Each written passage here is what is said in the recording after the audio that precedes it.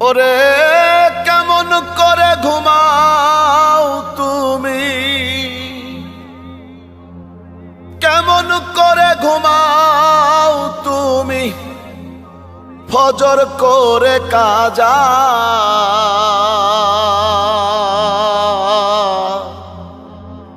এমনও তো হতে পারে জোহরে জানাজা তোমার, এমনও তো হতে পারে জোহরে জানাজা। মুসলিম হয় না জন্ম নিলেই মুসলমানের ঘরে, কাফের মুমিন তফাতটা হয় সালাতের উপরে। হে মানুষ